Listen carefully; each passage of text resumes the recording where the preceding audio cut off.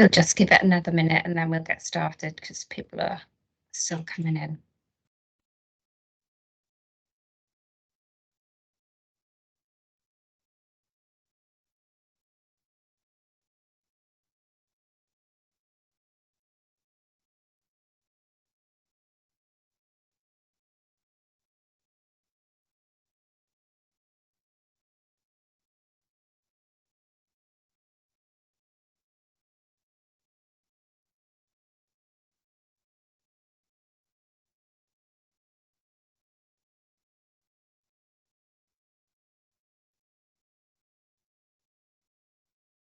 Okay, we'll get started. Pnawn da bawb. Good afternoon, everybody. Croeso I sesiwn Cinio I Dysgu gan hael gan gwasanaethau ymsoddiadau Rywal Cymru. Welcome to the Welsh Sexual Assault Services Lunch and Learn sessions. And today I'm really pleased that we've got Faye Maxt with us, who's going to be giving us a session on what the Survivors Trust are learning from projects aimed at promoting trauma-informed care. So I will hand you over to Faye. And if I just ask as well that if everybody could keep themselves on mute through the session, please, that would be really helpful. Thanks all, and over to you, Faye. Thanks very much, Joanna, and it's an absolute pleasure to be here. So I have got a PowerPoint, and I'll be sharing the PowerPoint slides with you, so you'll get all of those. And just to say as well, when I'm sharing my screen, I've got two screens, and I won't be able to see anyone once I'm into the presentation. So if anyone does have questions, I probably won't see your hand going up, so I don't know if you could put it in the chat to Joanna if it's something that you desperately want to know before I finish. Then please do that. So what I will do is I will share my screen now and get started. And this is the first one where I have to decide which screen to share. So I'm hoping that you can now see the first slide of my presentation. Is that showing? And oh, yep, that's showing. We can see. I think I saw Cindy put her hand up.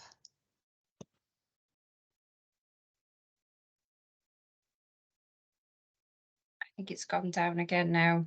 Okay. Okay. Well, what I'll do is I'll get going, and hopefully there will be time at the end for questions. I've hopefully left some time for that, although I can be known to burble on a bit, so I shall try and watch out for the time. So I'm really keen to talk about what we're finding out from trauma-informed care and the projects that we're running. So today I'll cover a little bit about Survivors Trust, a bit of background, looking at definitions and guidelines which seem to be coming out of our ears at the moment, and then looking at the projects that we're working on and what we're finding out from those. So before we start, I just wanted to give everyone a reminder to think about themselves, think about how you're feeling. They always, when talking about sexual violence and sexual abuse, it's a subject that can be traumatic for some people, it can be triggering, it can generate all kinds of feelings, even if it's just an unease about the subject. So check in with yourself and have a think about how you are, and if you need to take a break, then do take a break and give yourself a little bit of kindness. There's not enough kindness around, I think, sometimes, so let's generate some today. So a little bit about the Survivors Trust, if you're not aware of what we do. We're a national membership organisation for specialist rape and sexual abuse support services in the voluntary sector. And we do have member agencies in Wales, and we meet regularly with them and with Wales Government. And, you know, we're very keen to build that relationship. Our UK National Development Manager lives in Abergavenny, and, you know, very, very passionate about services for Welsh victims and survivors. In terms of supporting survivors, we run a national helpline. We also hold survivor forums and focus groups to facilitate feedback into consultations. So, for example, we recently ran a Saturday morning survivors focus group on mandatory reporting, so that we could feed in their thoughts and their ideas and concerns into the consultation that's just ended last Friday. So a lot of our work is supporting our member agencies to network and to connect with each other, but also to connect with other professionals and specialists working with victims and survivors. We run a quite wide range of training programs and workshops, bespoke training. We have an accredited diploma for independent sexual violence advisors, which we developed, gosh, it's over 10 years ago now, and been successfully running. We also, where we can, campaign for change, and you know, we've been contributing to feedback on the Victims and Prisoners Bill, and supported feedback to the Online Safety Act as it is now.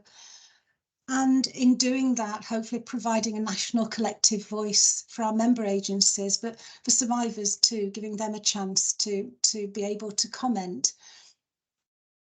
So I wanted to start by thinking about the pandemic, but it's not the one you're thinking of. So, you know, and I'd ask the question, how many minutes are there in a year? You know, how many hours in a week? You know, every 2.5 minutes, someone somewhere in England and Wales is raped or sexually assaulted. Generally women and children, but also men, and for men usually under the age of 18, people with disabilities from some ethnic groups, and LGBTQI plus identifying individuals more at risk of being sexually assaulted. According to police figures, a child is raped in school on every school day. Now that's a bit of a sobering thought, and that's talking about England and Wales. Primary schools, 3 sexual assaults reported to the police every school day. And Ofsted reported that 9 in 10 girls had received unsolicited images and been subjected to sexist name calling.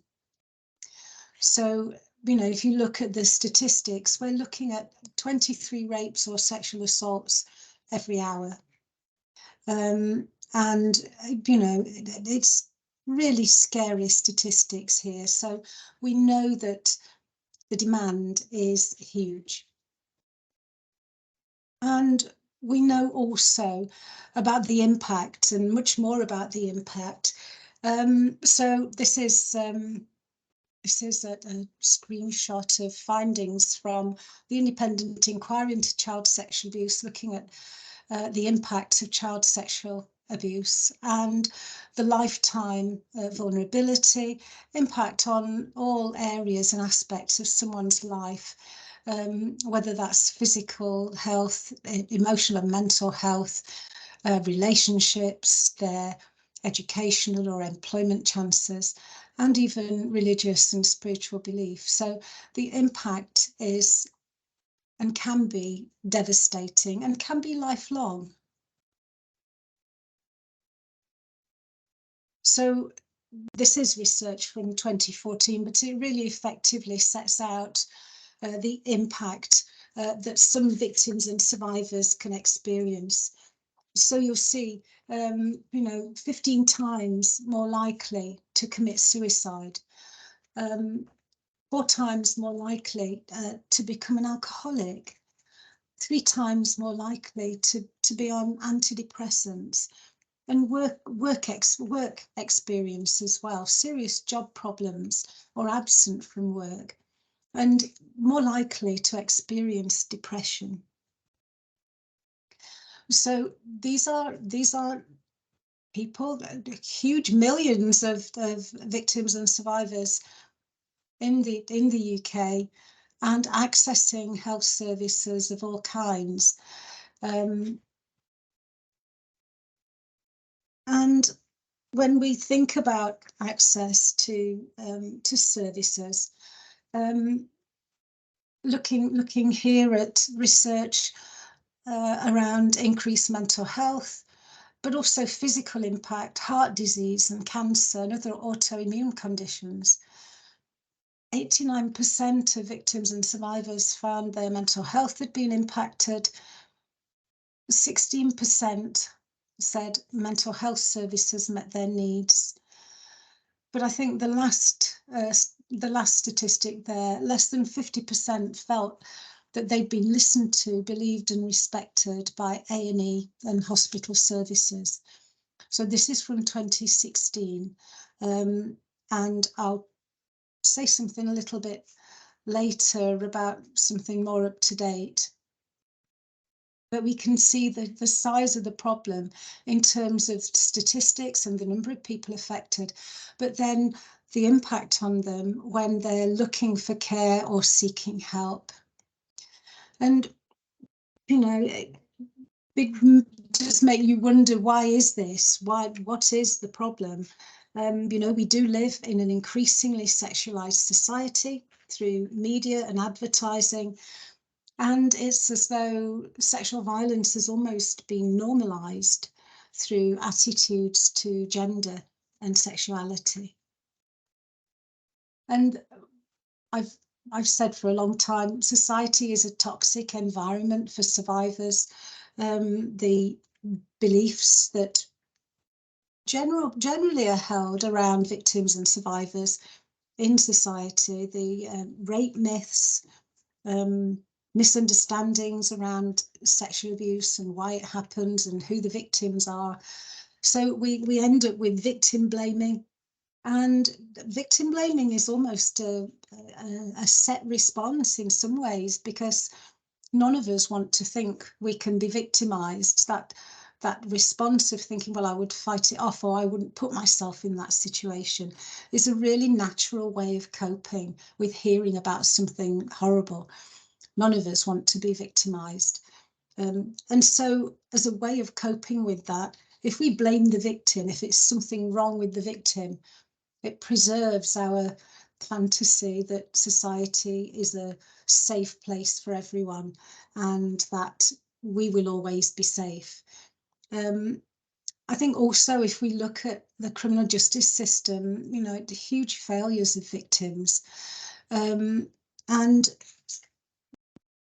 there is no wonder that, you know, the police are really struggling with the number of referrals, number of reports, and the number of victims and survivors who then disengage from that process because they find it intolerable. And even when a case gets to court, and you can see there, you know, it's a very low number that results in a conviction. The cases that do get to court, very many result in an acquittal.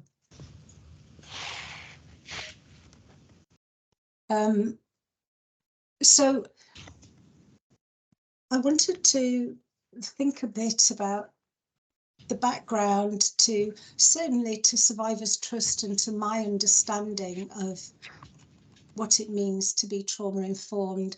And it took me back to this fabulous piece of research which was conducted by the Australian Centre for the Study of Sexual Assault, called Feeling Heavy.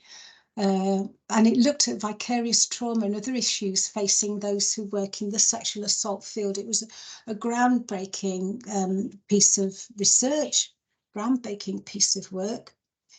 And it looked at what differentiated specialist sexual violence support services from more generic ones. And look at the year 2007. You know, and this is really when certainly Survivors Trust woke up to the value of the difference in the way specialist voluntary sector sexual violence and abuse services work, and the reason why they were successful in what they were doing. And, you know, I'm aware of people who've worked in the sector for decades. And, you know, sometimes I hear other people say, well, how do they manage to do that? How do you manage to work in this environment without cracking up or losing it, or, you know, losing sight of all the sweet things in life, like snowflakes and kittens and puppy dogs and stuff like that, which you have to hang on to. Otherwise, you do crack up. You know, the world is, the most part, and can be a good place. But this study talked about the potential impact of vicarious trauma and how to mitigate it, and the crucial importance of the organisational environment and self-care.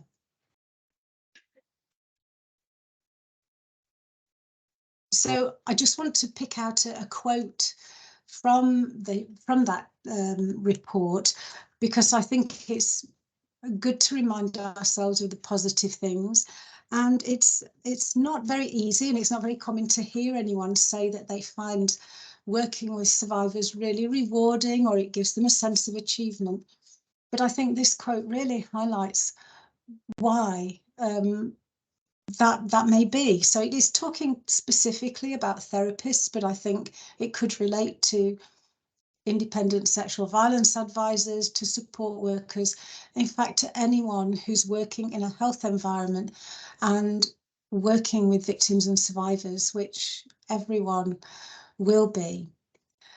So, you know, therapists who work with survivors report appreciating life more fully, taking life more seriously, having a greater scope of understanding of others and themselves, forming new friendships and deeper intimate relationships, and feeling inspired by the daily examples of their patients' courage, determination, and hope. So this is particularly true of those who, as a result of their work with patients, become involved in social action. These therapists report a sense of higher purpose in life and a sense of camaraderie that allows them to maintain a kind of cheerfulness in the face of horror. By constantly fostering the capacity for integration in themselves and their patients, engaged therapists deepen their own integrity. And I think it's just such a wonderful quote from that piece of work. And sometimes it can almost seem like it is taboo to say that there is reward to be found in working with survivors. But, you know, the places that I visit, our member agencies that I visit, are as likely to be full of laughter as they are to be full of tears too. So I wanted to give a shout out to Wales for conducting the first, as far as I'm aware, first UK study on adverse childhood experiences. And certainly, you know, it's one of the things that we've quoted constantly in our work, which I see recently reviewed in 2021. And just flagging up that there's a lack of clarity around language and definitions within the ACE framework. And it seems to be a combination of ACE aware or trauma informed, other variants, which are used interchangeably and yet have different meanings between service providers. So one of the other criticisms of the ACEs framework is that it doesn't recognise or address the complexities of social and economic and structural causes of trauma, which include poverty and housing and inequality and other socioeconomic factors. However, I'm justifiably proud that Wales has led the way in looking at ACEs. So I also want to flag up a recent study which we supported from the University of Bristol, the TAT Care study, looking at the need for having very specific things in place to ensure that a trauma-informed environment can be implemented. And they looked at making sure there was an allocated budget, ongoing staff training and support, identifying patients affected by trauma, improvement of the environment, you know, engaging people with lived experience, crucially, I would say, because absolutely they bring something which is very different qualitatively to all of the academic learning and knowledge that someone can have. And importantly, having that ongoing evaluation. What I would like to do, if I can, is show you this little YouTube video. I'll give it a go and see if I can make it work. I have to put it with the advert first. I'm so sorry.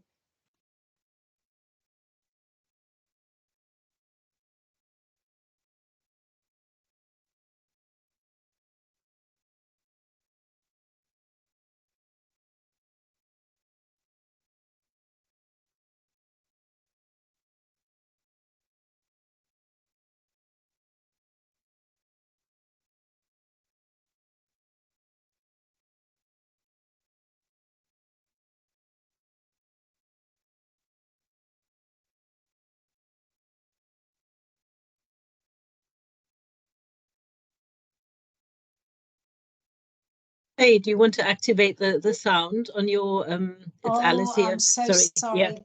I think, do you know how to do that? I'm sure.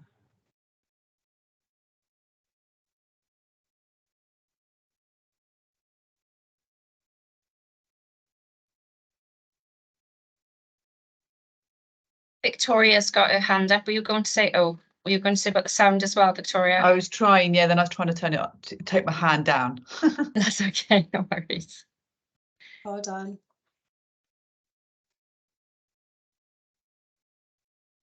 I think that hold on, I'm just trying to share again with sound. I do apologise.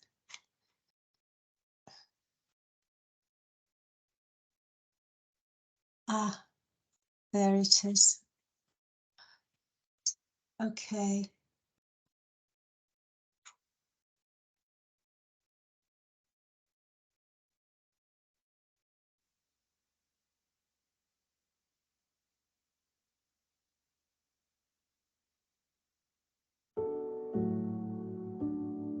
Yeah, it's working now, thanks, Faye. Many of us carry experiences of individual, interpersonal, and collective trauma. Trauma takes many forms and impacts how we think, feel, and behave. Sometimes we wear our trauma on our sleeve, sometimes we keep it completely hidden. When we interact with a healthcare service, either as a patient or a member of staff, past experiences of trauma may come into play. This is Sophie. She grew up in the care system and is terrified that her children will be taken away from her. After putting it off several times, she contacts her GP surgery for help with her mental health. She is called by a GP who asks if she's coping at home. She says, of course, and doesn't dare share that she sometimes thinks of hurting herself. Sophie is asked to attend a face-to-face appointment. It is with a doctor she's not met before. He asks questions that she wasn't expecting, so she tells the doctor what she thinks they want to hear so that she can leave as soon as possible.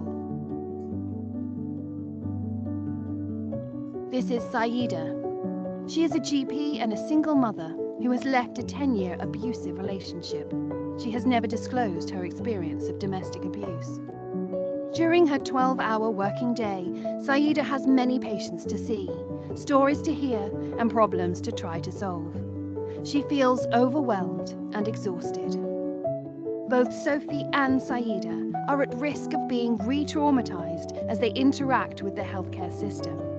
The environment, clinical practices, and methods of communication can all influence this. A trauma-informed approach involves transforming how a healthcare organisation operates to help prevent re-traumatization and to improve experiences and outcomes for all. So what do we know about the effectiveness of trauma-informed healthcare? Our TAP Care study reviewed the evidence by analysing research reports and policy documents and interviewing healthcare professionals.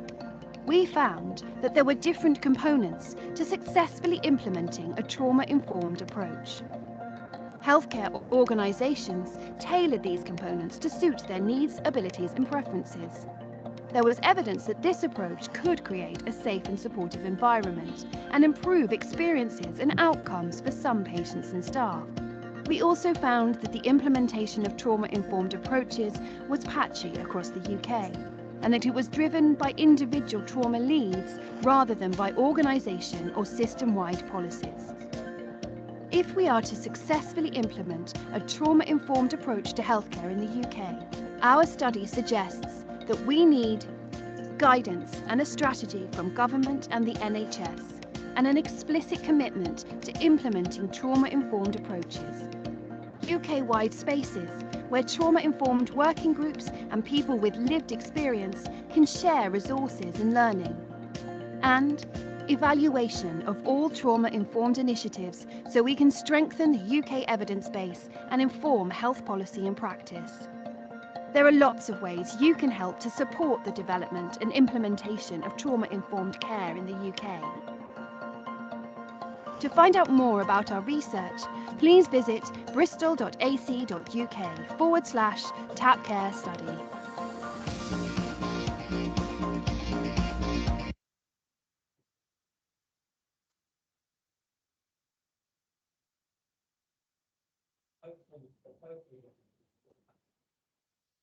Right, sorry, I'll just try and find where I should be now in my presentation.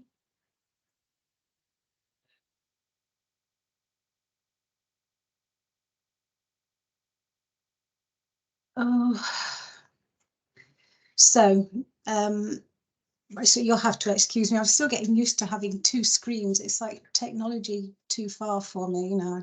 I was quite happy with just one.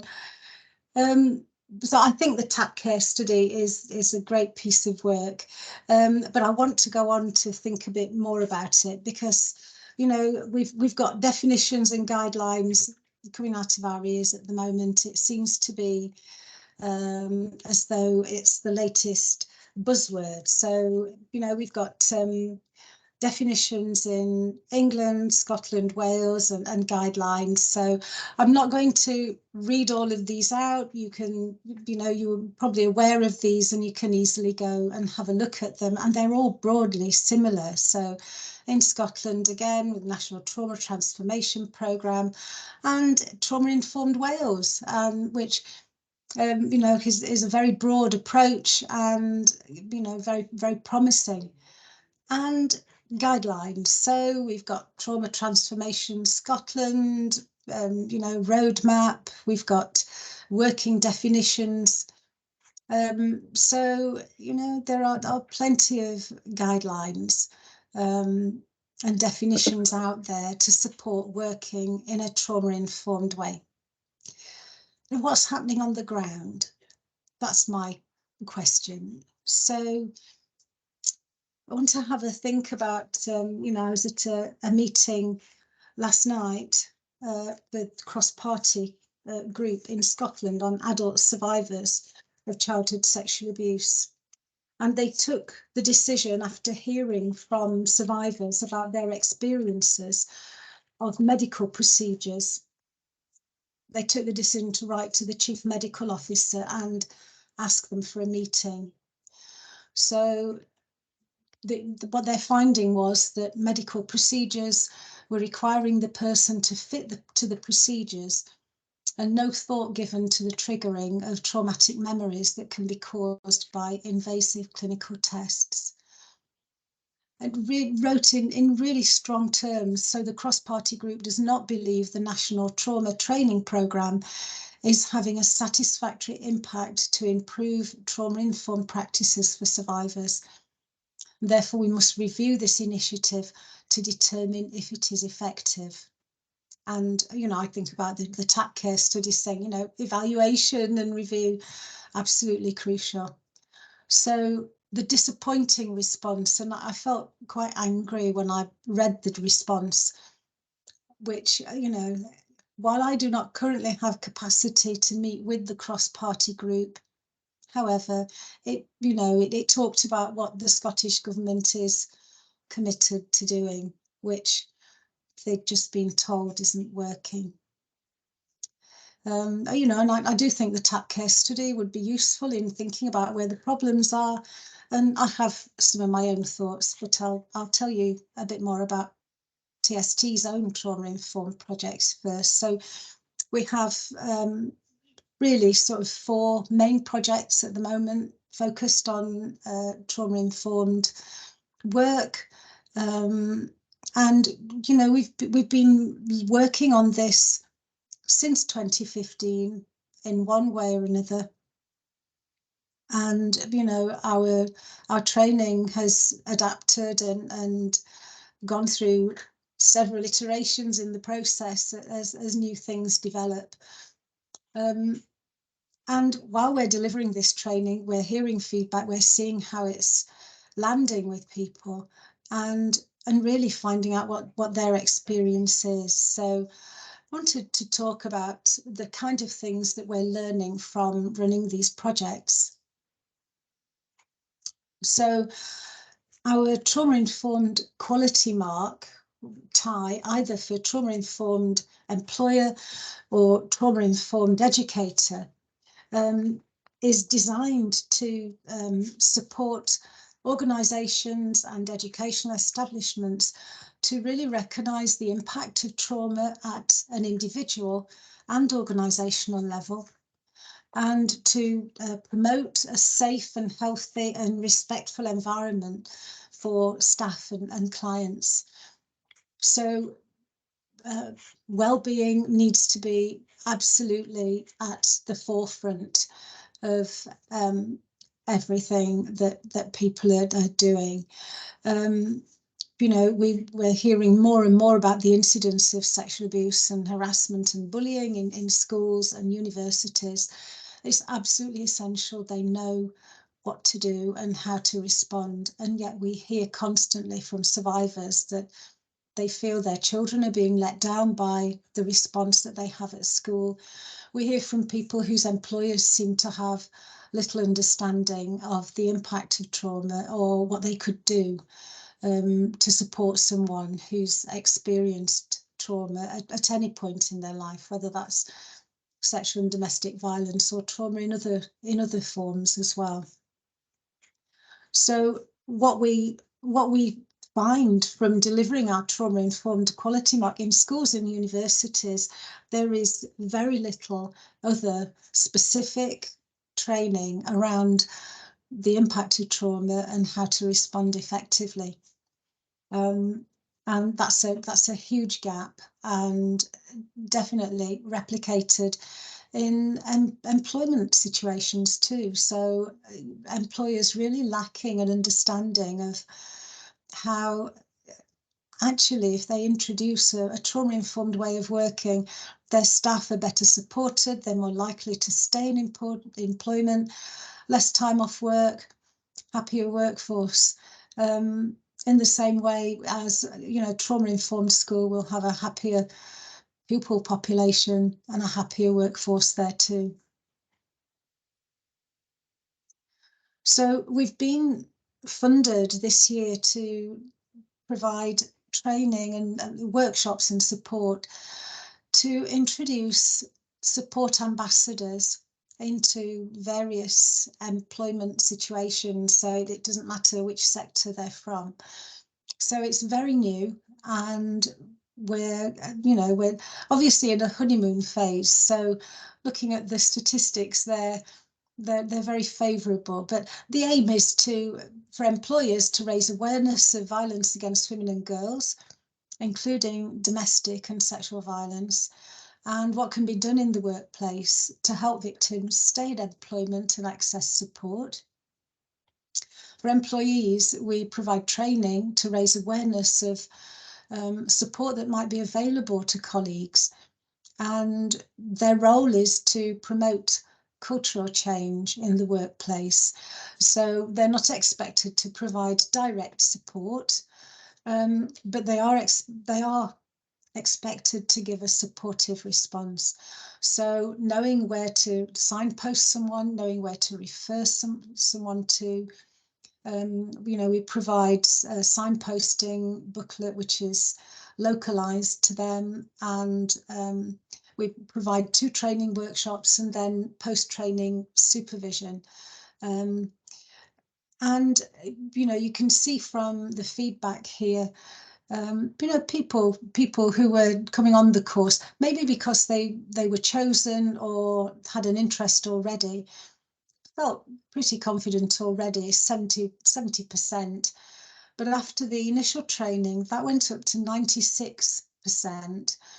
And then after the supervision, that went up to 100%, which is great. I mean, I'm a bit skeptical of that. I think that might change as we go on. But as initial feedback, we're delighted with that. And the comment there about the learning being not just useful in work life, but also day-to-day life too. So, as I say, this is a fairly new project. We'll be reporting back and evaluating how it's working. And really, one of the ways of evaluating that is going to be access to specialist support and feedback from survivors who've been supported.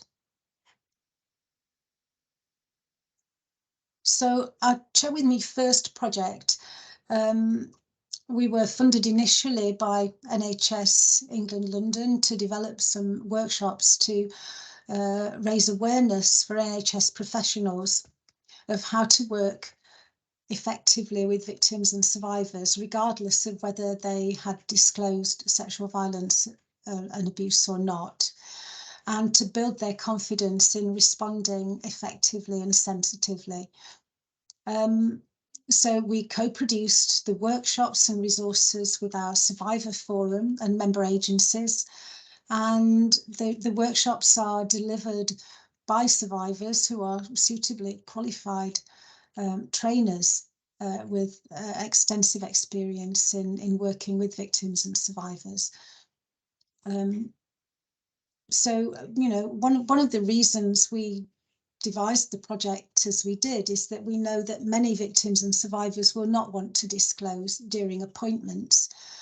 So the focus of this project is on making small changes that professionals can make in providing a trauma-informed and sensitive practice, but which can make a huge difference to victims and survivors when they're accessing healthcare services, and also on the relationship that they have with the NHS and other public services as they go forwards. So I'm going to see if I can run this short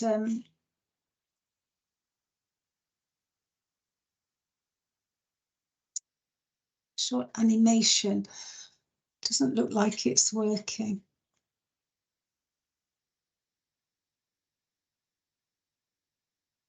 Oh dear. I have no idea why that is. I can't persuade it to work. It is available on YouTube, and when you get the slides, you'll probably be able to watch it anyway. So I'm not going to worry about it. It's very short, and it just sets out sort of the key principles.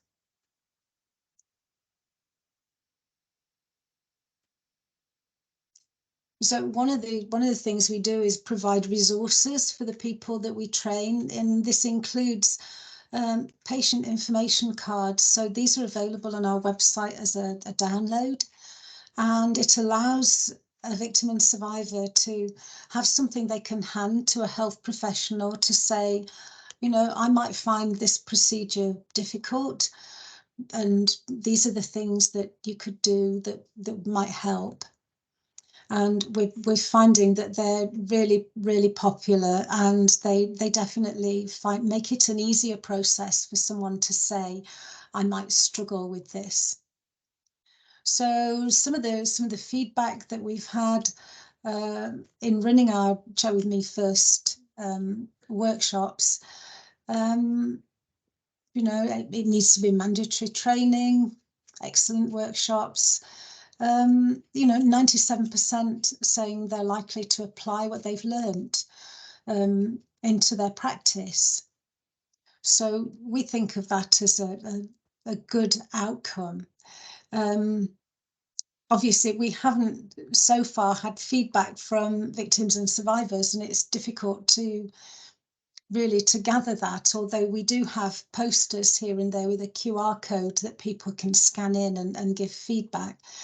But it's almost like asking someone about something that didn't happen as opposed to something that did. So it's not so easy to gather that feedback. So in developing the Check With Me First project, what we looked at was what survivors were telling us and what their experience was of accessing healthcare. And, you know, it's important to recognise that there are potential triggers at every step of that appointment or procedure or journey.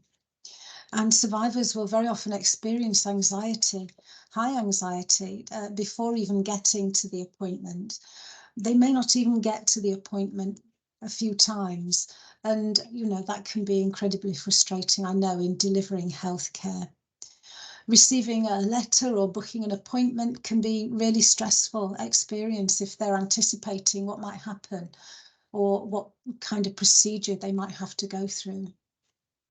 And in engaging with victims and survivors, it's important to consider the language used and to make the experience at every step as easy as it can be. So these are some of the things which survivors have told us about are common triggers in accessing healthcare, and you know, some of them are, I think, would be something that you would automatically think. So being in a horizontal position or being touched.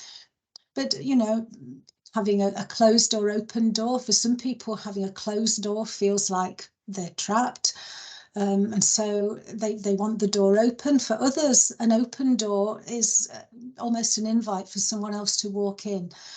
So there is no set way of doing this. The only way is to communicate. So, you know, that feeling of powerless and being in a clinical environment, and, you know, that using the same words sometimes that an abuser might have used, like, oh, just relax, or it'll be over soon, that kind of thing, can be really anxiety provoking for victims and survivors. So what does a trauma-informed approach entail? So the biggest feedback we got from survivors was about taking time and absolutely understand the pressure on time. And, you know, the way services are run now, the pressure on staff, the pressure in terms of demand for services. It doesn't need to be hours, just a moment will make a difference. And I think that comment from one survivor about, you know, it's the ones who stop and give you a moment. That's all it takes, of a moment of recognition or of kindness, just a simple question, are you okay? And that's one of the biggest healing things. So keeping communication open eliminates any element of surprise, which can be a real trigger for survivors. And being prepared to go slowly at times when you need to, and to stop, and to have an agreement in place for how that can be communicated. So what I wanted to do now was flag up one of the things that we talk about in our Check With Me First workshops. And that's the window of tolerance. And you'll be familiar, I'm sure, with the window of tolerance. It's something that was developed by Dr. Dan Siegel, and it just describes normal brain and body reactions, in particular following adversity. So we find this useful because it's a reminder for practitioners that not only are their patients, the people they're working with, experiencing and working with their own window of tolerance, so are they, and to monitor that and to be aware what takes them out of their window of tolerance, what brings them back into it, and thinking about people they're working with. What are the things that can be done to calm someone or to bring someone back into the room so that they're engaged with what's happening? So this slide just has some, causes of going out of the window of tolerance. So feeling unsafe, losing control of thoughts and feelings, feelings of rejection or abandonment. And these are feelings that attending appointments and procedures can quite easily generate in victims and survivors. And what happens is that then the trauma-related core beliefs that they've developed about themselves as being unworthy or unlikable or, not nice in some way, all of those are triggered and will either catapult someone into being overwhelmed, and they may get very emotional or aggressive, or shut down conversely and be unavailable, be very uncommunicative. And so keeping someone in the window of tolerance and keeping yourself in the window of tolerance is a really crucial skill. And grounding exercises are really effective. Even sort of deep and slow breathing and getting someone who's appearing to be getting agitated to work with them and to build their understanding of how to self-soothe and how to keep themselves safe. So we find that a really useful way of explaining to practitioners and to health workers, and bearing in mind that Check With Me First is intended for everyone who's involved in working with victims and survivors from the first point of contact all the way through. And so we present it in a way which makes sense and which people can use for themselves. So the essentials from our point of view for a trauma-informed practice, it has to be a top-down and whole organisation approach. Policies and procedures need to reference working with trauma, and the whole staff team needs to be involved. Training and induction needs to be very specific around working with trauma, around the potential impact of secondary or vicarious trauma, how to mitigate that, how to really manage self-care strategies. Looking at the workplace culture and making sure it's an environment which is safe for everyone, providing safety for not just for patients but for staff teams too. I think appreciating the value and importance of each interaction, and thinking earlier about why are there any problems in implementing trauma-informed practice, because it seems it's all there, the learning's all there, the knowledge is all there. Why isn't it quite happening in the way that it could?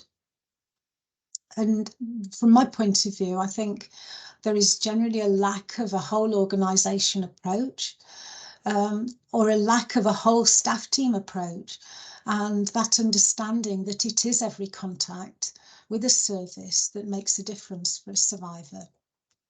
There's very often a lack of effective training on prevalence and short and long-term potential impacts. And at times we've seen insufficient recognition that there are huge numbers of healthcare practitioners and health workers who have their own trauma experiences. I think probably one of the most important things is the lack of effective supervision and debriefing for everyone. And, you know, we're aware that the CQC makes it a legal requirement to provide supervision for people working in mental health. But what we hear is that it's often provided by senior managers for junior staff.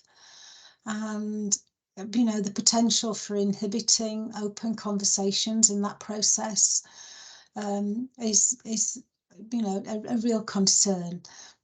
So, you know, it needs to be independent, and peer support or peer supervision would be a better option. And, you know, I think in that way, you would start to tackle some of the problems. And I think having a service walkthrough, you know, next time you go into your department, look at it through the eyes of someone who's scared and anxious, won't easily follow what you tell them, and might get flustered or annoyed or cry. You know, what are the things you see when you go in? Is there anything that tells you that your department knows about trauma and about how it can impact on someone coming to the service? You know, have you got posters and leaflets and patient cards? Does your service information say this? How are you greeted when you come into your department? What's the waiting area like?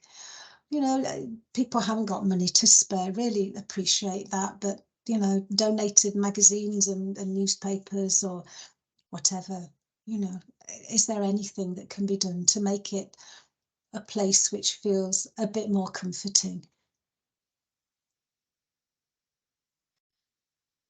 So I wanted to just finish on a quote from Dr. Brené Brown, and when she was writing about women reclaiming power and courage in a culture of shame. So she says, compassion is not a virtue, it is a commitment. It's not something we have or don't have, it's something we choose to practice. And I think that's something which makes me think, certainly makes me think about how I can practice that. And then finally, check in with yourself, please. How are you? You know, have I depressed everyone? Do you feel positive or energized? You know, I would hope. And finally, you know, my contact details are on the last slide. Please do make contact if you have any other questions or want to ask anything. Thank you so much for that, Faye. There's plenty of food for thought in that session, definitely, on how we can all be thinking about using a more trauma-informed approach and what we need to do to keep ourselves and our staff members, along with survivors, safe, and making sure that the experiences are the best for everybody. So I'll just ask if there's any questions for Faye. Now, I know we had a comment in the chat about vicarious trauma from Maya. And she said a big part of the reason why workers get vicarious trauma is not necessarily the work. Yeah, so you've seen that. Okay. So is there anything anybody else would like to add or ask before we bring the session to a close? Sorry. I think I do think that's such a good point, that it wasn't the work with the survivors, but the environment and the approach of the employers. Yeah. Yeah. And I think it's something that we all need to have a think about, isn't it? About the environment that we work in and how we can improve the experience for both our staff and the people using our services. Okay. So if there aren't any questions, oh, Nick, do you want to come in? Yeah, thanks for that. Sorry, I'm in my car, so the signal might not be great, but I just wanted to say I thought that was really, really fantastic. It was great to listen to. And kind of, it sounds like some of the stuff that you're outlining there sort of ideas that float around in our head, certainly in North Wales, but you're kind of like refining them and pinning them down in ways, and I thought it was great. I guess just the one, so thank you. Just the one little comment I did just want to make is that kind of, you know, at the end where you're saying that bit about what stops services or systems from being trauma informed, and I think that sometimes we avoid the recognition that whilst trauma informed might be one agenda that drives what happens in systems and services and stuff, especially statutory services, there's lots of other agendas that actually in some ways carry more weight. I'm not saying that they should, but they do carry more weight. And so things like being trauma informed gets put to the back of the queue compared to processing people, getting them in and out, all these sort of things. So it becomes a luxury. And I don't have a solution to that, but I think that's a big problem, really, when we have these big global ideas about being trauma-informed in systems. I think what I would say, Nick, is that not being trauma-informed is costing lives. The number of women who don't attend cervical smears or mammograms, the number of men who don't have prostate checks, the number of victims and survivors I hear who do not attend regular or even needed medical appointments. So I would say it's not a luxury. It's actually costing lives. I think you're right, Faye, but I suppose I'm just wondering how we get that. And I think that equally happens in certainly the people I work with in mental health services about their access to physical health, but also their access to mental health. It's the same stuff that keeps people away or keeps them at a distance or has strange stories created about them. Do you know what I mean? And I just think it's a big challenge, really, as to how we address that. That's all. But yeah, thank you. I agree. Yeah, I agree. And the only way we can challenge it, I think, is just to keep saying. We just have to we have to keep saying, bring it back to what's real. Yeah, thank you. Thanks, Nick, and Faye. Catherine, do you want to come in? Hiya, thanks. Yeah, as I say, it's something that I've been reflecting on a lot with respect to sort of all the ISO accreditations work that's coming in, because again, that's a massive thing that it's really rigid and trying to work through the trauma-informed aspects and trying to tie it in with all these processes is really difficult. And I really hope that when it comes to us all being inspected, that UCAS will be, you know, understanding that real need to balance. And I suppose it's our role just to make sure that we're pushing that agenda really strongly as well. Yeah, I certainly hope so, Catherine. You know, our own national service standards are UCAS accredited, so we have done some work with them already. But you know, I think we might go. I think I might suggest we go back to them and have a discussion and just see how they're going to approach it, because very often there's something missing, you know, in terms of how things are evaluated or monitored. So yeah, thank you for that. Very happy to join you in those discussions, Faye. Thank you. Yeah, I'm happy to be there too, because I agree, because ISO is a very clinical and rigid structure. So how we can inject the human survivor element into that, I think is definitely something we need to think about and discuss with them further. Okay, more hands gone up now. So Jane.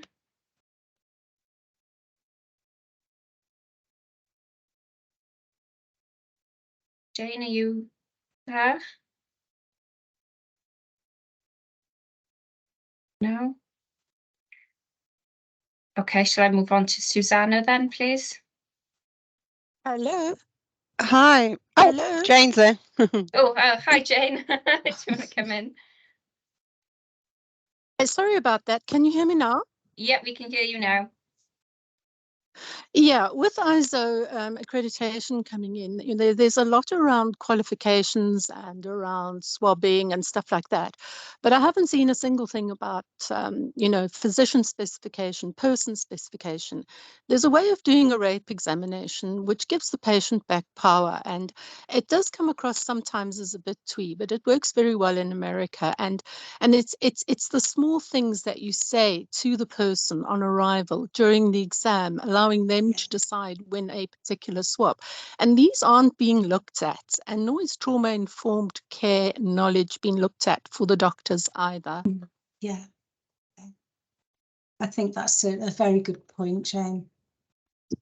Yeah, it is how we develop it going forward, because ICE was new for everybody, isn't it? It's a new accreditation, so I think there is a lot of work to do to make sure that it's done right, and it's done in the right way for both the clinicians and the victims that come through and use the centres. Thanks, Jane. Susanna, your hand went down. Do you still want to come in? I just wanted to say that I've done some training on trauma-informed practice and have an idea of how it works in different environments. However, what I think that is one of the overarching issues that I keep on finding is that it isn't tailored enough for the particular environment that it's in. So it's all well and good to have maybe some online training, but if it's so generic that I don't think that the staff really comprehend the steps and what it means for their particular environment. So coming on to things like medical equipment and stuff like that. So like gastro or gynae and quite invasive, where just asking very particular things of you can put it in and you can insert it, when do you want, and maybe have a discussion before you even arrive could be really helpful. That's such a good point, Suzanne. We've recently done some work with King's College, who were having real difficulty in the oncology department because people just weren't turning up for their appointments. And so we've done some work with them around how they're engaging with people and the information that they're sharing to try and tailor that in a way that makes it easier for people to attend. And I think as well, each different setting will have different opportunities and different barriers for staff supervision and support. And in pressured environments, it's not easy to build that time in. But there are ways of doing it, and it takes determination, and it takes that understanding that it's really important to do that, because you might feel okay today and you might feel okay tomorrow. But if you just let it ride, at some point, you're going to find you're carrying a heavy burden, and it's a shame to lose good people. And I think also from both points of view, from the staff point of view and the client's point of view, if we think about over a quarter of the population is struggling with this, like this isn't a small amount, like this is a ginormous amount. And if we think about how that impacts people, that it shouldn't, like if any other area, this would be considered a public health emergency, and it needs to be treated in that way. Yeah, absolutely. Thank you. Thank you. Thanks. Phil? Yeah, I'm just wanted to add, I'm Phil Walker. I'm the UK National Development Manager of the Survivors Trust, working with Faye. I've noticed the comment Sarah Richards has put into the chat.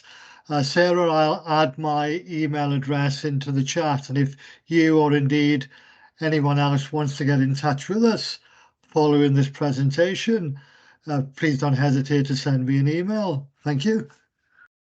Thanks, Phil. Irene. Hi, hello. I work in North Wales, in Conway, but what I couldn't stop to have a specific thought about prevention during the whole of the conversation. No, it just, for me, our society, is ill in many ways, but the lack of normal relationship with a sexual life, or the lack of these kind of conversations in our society, just is something that I don't, the question, I'm just going to be more specific, is during the training that you do in schools or in universities or in college, is there any part of the training that involve these as well, open conversations about or is not part of that in terms of how sexuality is seen, is treated, is manipulated, or is being for long time. Yeah, that's it. Thank you. Yeah, that's definitely something that we would like to be, able to do much more. And I think you're right. I think, in that slide earlier on where I was talking about, how sexualized modern society is, I think our children and young people are facing unprecedented levels of material that previously, you just would not have been able to access, and yet can now be accessed in the playground, and that absolutely terrifies me. I'd be quite happy to, give Mark Zuckerberg a good old bat around the head if I could get hold of him. I do think, we need to be protecting our children and young people, and school is one of the places where we can do that. I think everyone needs to be aware, but definitely in school. We have got some of our member agencies going into school to give sessions around relationship awareness and sexuality. So, but it's not generally funded, and I think that's the hold up. It'd be nice to have a national program where that's happening, because I think our schools are facing quite unprecedented levels of sexual assaults. Thank you. Thanks, Irene, and thanks, Faye. Abigail, do you want to come in?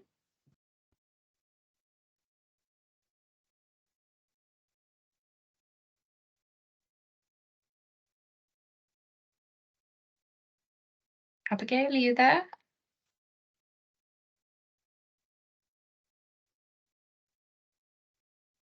No? Okay. Unless Abigail comes in very shortly, I will close the session down. So sorry, Abigail is saying in the chat that her microphone isn't working. Oh, right, okay. Is it working now? Sorry. Is it working now? Oh, yeah, we can hear you. Oh, you can hear me. Brilliant. Sorry, guys. Yeah, so I work at the Cardiff SARC. I've been a children's for a few years now. And I think, obviously what you just mentioned about the, kind of need for that additional support in schools for teachers to understand really how to approach sort of young people going through these issues. I just think there's so much more work left to do with that multi-agency support, really, and just, I think there are so many teachers that I've worked with who are desperate to help, and they're desperate to know how to approach young people around how best to sort of kind of speak about healthy relationships and kind of putting them on the right path from the get-go. But I do think as well there is that need to kind of look deeper when it comes to a lot of young people that we work with. They are showing the same symptoms and the same signs of having been sexually assaulted or abused, and just kind of picking up on those things, whether it's kind of like not engaging in lessons or sort of being labeled as the naughty child, and I just think sort of really highlighting that is really important going forward. And that's what I sort of noticed, it's just kind of it's a continual pattern all throughout the time that I've worked with young people, that it is just the same issues that come forward, and it's just a case of not automatically labeling them as naughty or sort of kind of disengaging from school. Obviously there must be a deeper root there somewhere, and that needs to kind of be addressed, but I think teachers need to learn how to address that, if that makes sense. Do you know, Abigail, it's a good point, and it does need to be addressed, but I don't know if it's teachers who should do it. I would be much more in favour of bringing in specialist voluntary sector services who have the background and supervision in place and support to work with trauma in a way that teachers don't have. So No, of course. I mean, I think it's perhaps like sort of helping them to, I suppose, do that initial groundwork, because I think obviously they're the ones that will speak to the children more often than, I suppose, kind of anyone else does. And I think if the teachers can't provide that unintentionally or unintentionally safe space for the young people, then we never get sort of contacted, do we? So I think it's just important for them to do that initial groundwork and just know, I suppose, you know, kind of how to deal with those first disclosures, because actually a lot of the time it does come from school, and we do get a lot of school, you know, referrals. What we hear from teachers is that even when they have training in being trauma informed, there is less focus on their own well-being and looking after themselves and the impact on them of supporting a child who's been sexually assaulted or subjected to domestic abuse. So, you know, we do need to look after the people who are in the forefront and leading the way with this. But certainly the feedback we've had from teachers is that they aren't supported sufficiently. And it's unfair then to place that burden on them. Yeah, no, of course, you know, as I said, yeah, obviously I'm sure a lot of people obviously said if there's anything that obviously we can do as first to kind of bring our views in and, you know, kind of thing into those changes, then yeah, please let us know, because we certainly will. Always here to help. Yeah, and I can see in the chat that there is you know, sort of trauma informed training in schools going on, and I think someone saying their daughter would appreciate you know, professional support, and it's absolutely essential. Thank you. And if there are no more questions, I know a few people have had to leave for other meetings, maybe we'll run slightly, but I think it's been some really interesting discussions. And I'd just like to thank you again, Faye, for the presentation. Lots of food for thought. And I think now it's a good time for us all to go away and think what we can do to help both of our own work life and where we work, and victims and survivors that we may or may not come into contact with on a daily basis. So thank you again. Diolch yn fawr, and we shall see you all again soon. Oh, and Merry Christmas. I'm saying Merry Christmas in my meetings now, so we're not going to see people. So have a lovely Christmas, everybody, and a Happy New Year. Thank you, Joanna. Thank you. Bye. Thanks.